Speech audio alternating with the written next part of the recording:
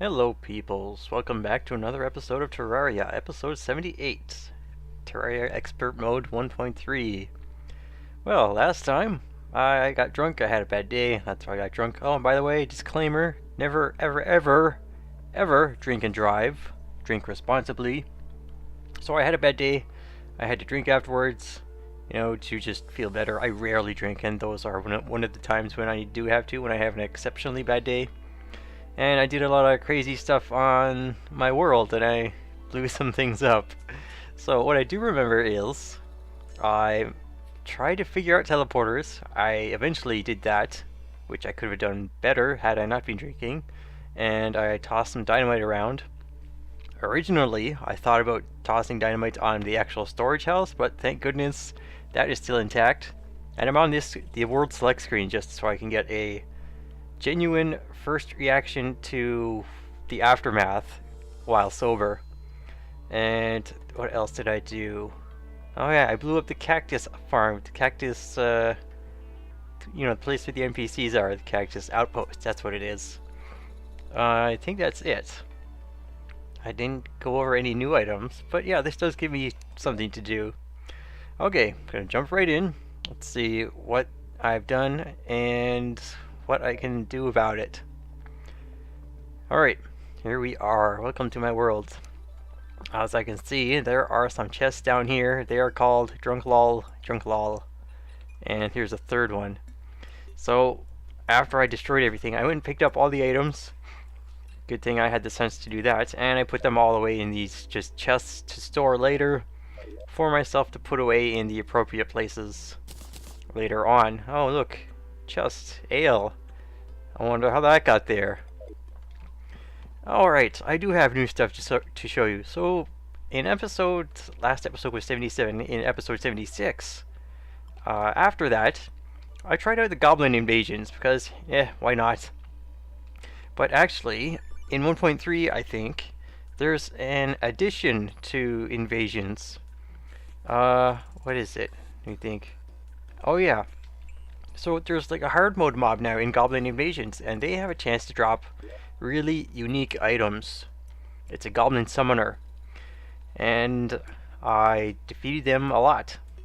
It was difficult to learn at first. I think I got killed by the first one once, yeah, for sure. But I defeated it again, and summoned another invasion. I got some more of these extra items. I sold the extras, and I modified these with their best modifiers. Of course, I don't use the bow or the melee weapon. I don't even know why I got these.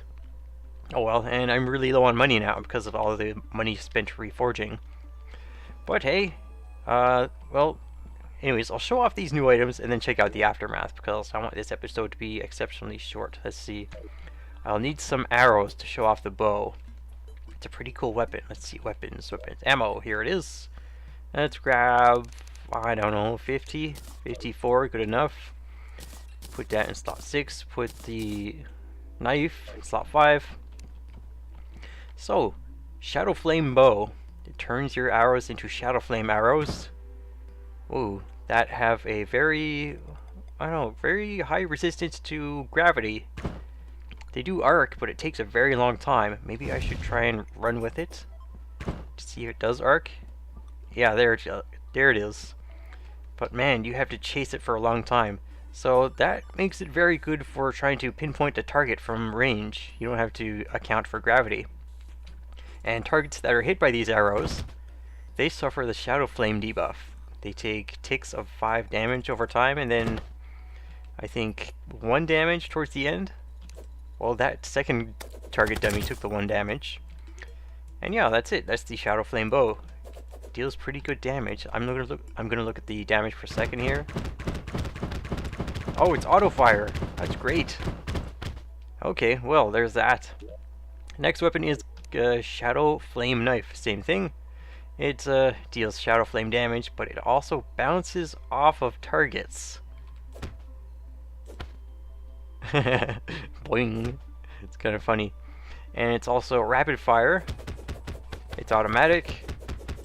And it's especially effective if you bounce it between targets. Yes. Take that. And damage per second goes up to 800 in some cases. If you're lucky on critical hits. Shadow Flame damage. And yeah, it's auto fire and it tosses like a knife. There's a knife weapon you get from the mimics in Undergrounds. It does the same thing. It throws the same way. I think it deals magic damage. I might want that. Anyways, here's the item that drops from the Goblin Summoner from Goblin Invasions in hard mode. That matters to me. A Shadow Flame Hex Doll. Uses 4 mana, 73 magic damage, and summons Shadow Flame Tentacles to strike your foe. So I'm going to click once, and yeah, tentacles sprout out from me towards my cursor. 3. See, while I'm moving, they just show up really quickly one after another, and you can even hold down the button, and they'll sort of spread randomly. This actually looks better in the daytime.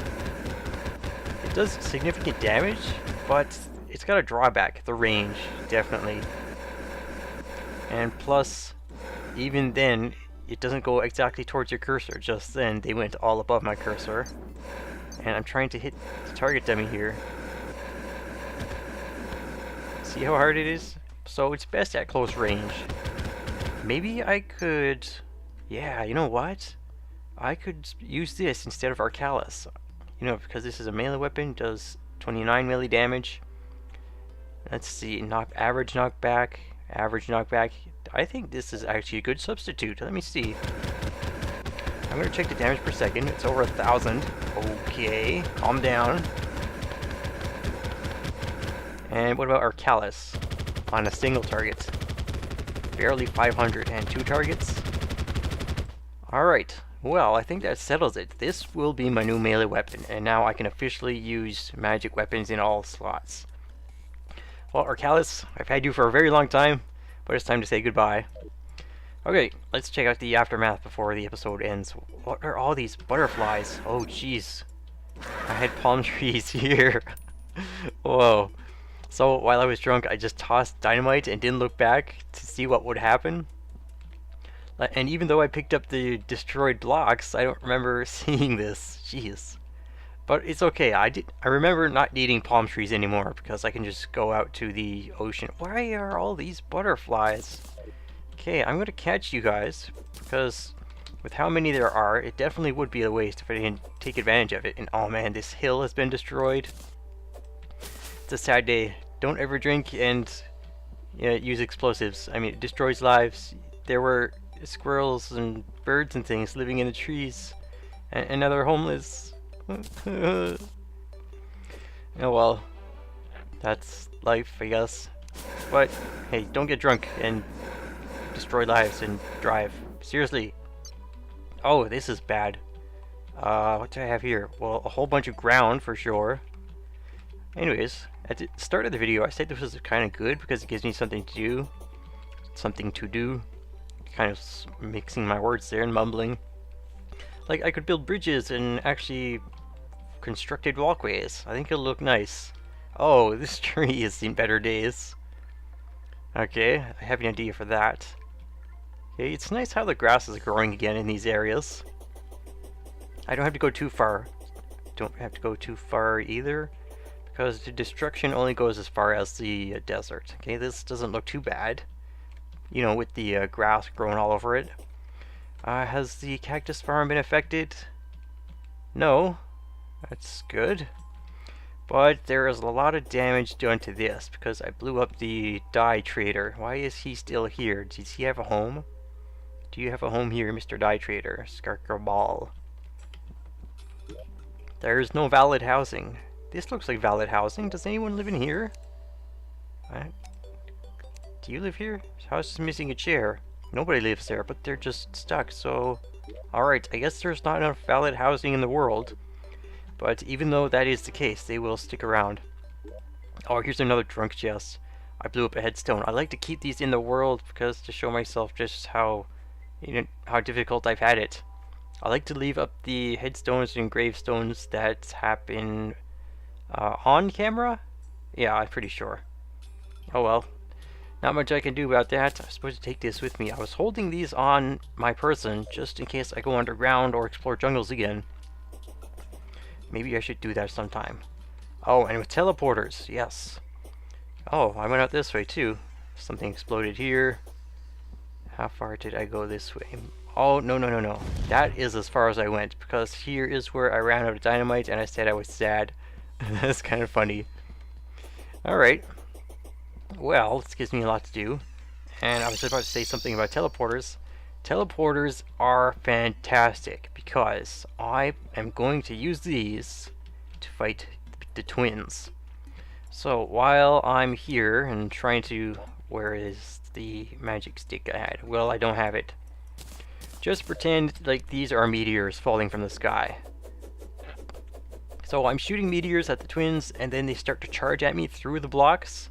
I can use this teleporter, at a greater range of course, to quickly move to the other side of the platform, and then as they start to zero in on my position, still charging, I can just flip the switch again and move to this side. And then once they calm down and stop charging and resume their other attack pattern, I can just resume attacking them with my meteors. Should grant me a flawless victory. Yes. Now, this was the same strategy I used for Plantera in my previous plays of the game. And in previous plays of the game against the twins, I think I would just go up and down a rope or something like this, so they couldn't catch me while charging, and then I would just fall to the ground and try to, launch projectiles at them and hoping they hit while they come back down to me.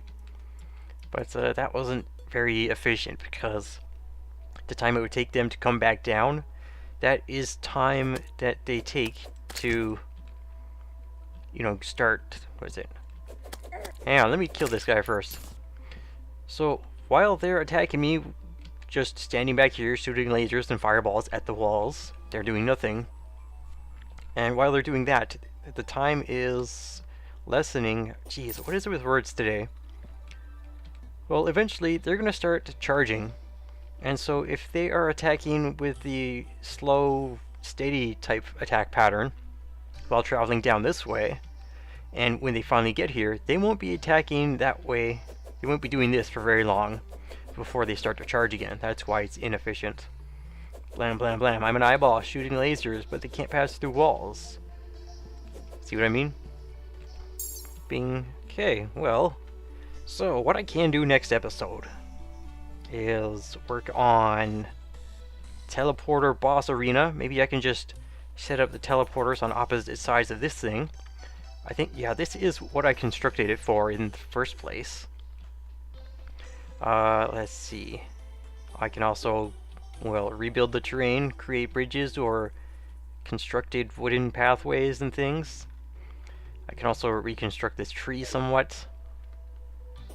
Oh, and another thing, in I think episode 76, I said I would have to redo the storage house.